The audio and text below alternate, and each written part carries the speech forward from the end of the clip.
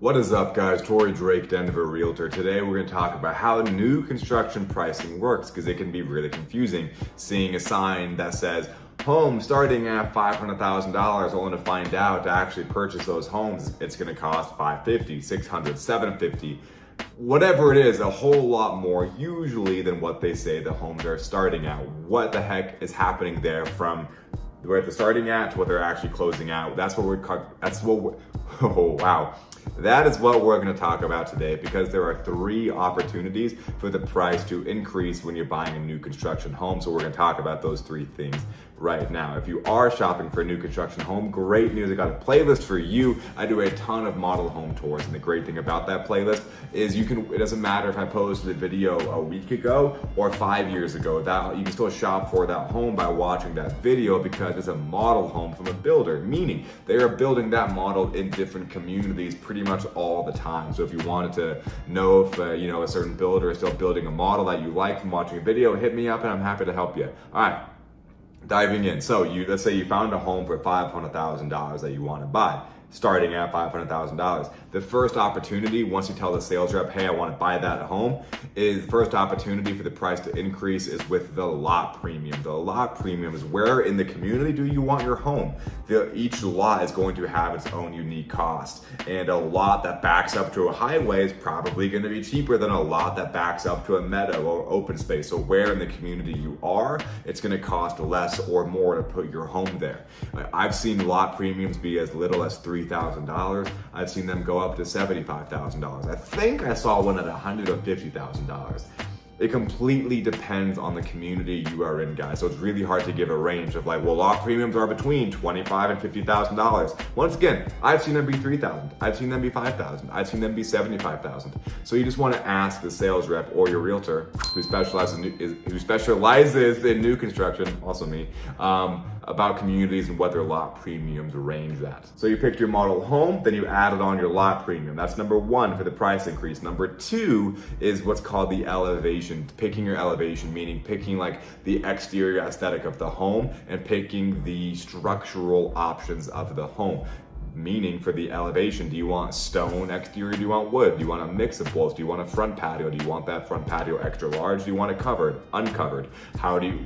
Basically the whole aesthetic of the front of the home. Basically picking the aesthetic of the front of your home and the structural options that go into the home is the second time the price is going to increase. For structural options, that basically mean, are you adding a basement? Are you taking away a basement? Are you adding in a built-in fireplace, a built-in island for the kitchen? The structural options and then the elevation for the home. The reason I'm saying both of those are number two and not number 2 and 3 is because you do it at the same time with the sales rep. When you choose the home you want and you're actually buying it, you sit down with the sales rep, you pick the model, you pick your lot, and then in that same meeting, you pick your elevation and your structural option. That's time number 2, that price is gonna increase. I mean, a little vague here because some builders will have like 3 elevations, meaning front of the house aesthetic options that come at no extra cost they can pick from, and then maybe 3 or 4 premium ones that have an extra cost associated, or maybe all of them have a cost associated.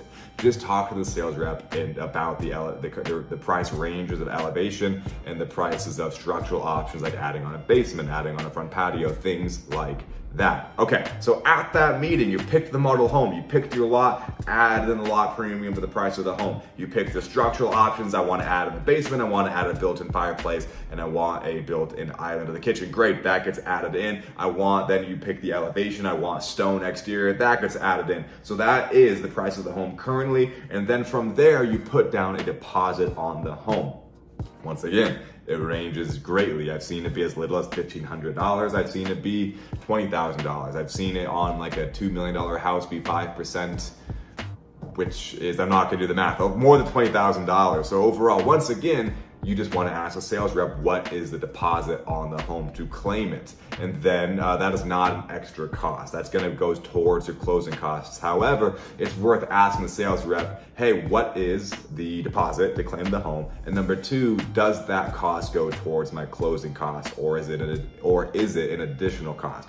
I've never seen it be an additional cost, but you always want to ask. From there, you have one final time the price will increase. From that contract signing, you put the deposit down.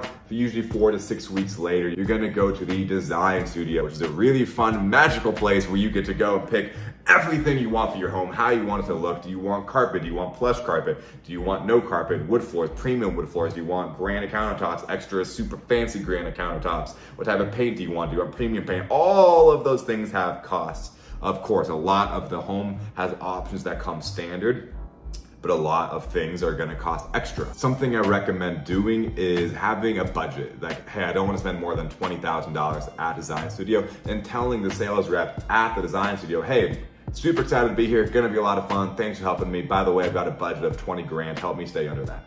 Or let me know if I go above that. And then that money that you pick at a design studio with all your fancy add-ons to make the home look beautiful, that gets added on the base price of the home and goes towards your loan. You are not, let's say you add on 20 grand of add-ons, you're not paying 20 grand at the center before you leave. It gets added onto your loan that you pay later at closing, or that you assume the loan later at closing. That being said, this is so important. So if you're about to close the video for any reason, don't. So important. A lot of builders have a rule in the contract that if you add on more than 10% of the base cost in design studio costs, you are required to put down a deposit. Usually it's 50% of whatever you pick at the design studio. So an example, really simple example. House is $500,000, that's the base price. 10% of 500 grand is $50,000. So if you spend more than 10% of the base cost at design studio, let's say you have a lot of fun, you pick a lot of features, and you add on 50 grand, that's 10%. They will require you to put down half of that at the design studio, not later, at the appointment. So you have to, all of a sudden you're putting 25 grand down because you exceeded 10% of the base price of the home. Even more important than knowing that is knowing this. You want to ask the sales rep, if they have that rule, if they say, oh yeah, if you put more than 10% of the base price, if you add more than 10% of the base price in design studio costs, you put down 50%. The next question to ask is, if I have to terminate the purchase of the home for any reason, do I get that design studio deposit back? Because 9 times out of 10, you don't. So let's say you put down a $1,500 deposit. That's great, that's really cheap. One of my clients has done a contract for new construction with $1,500 down.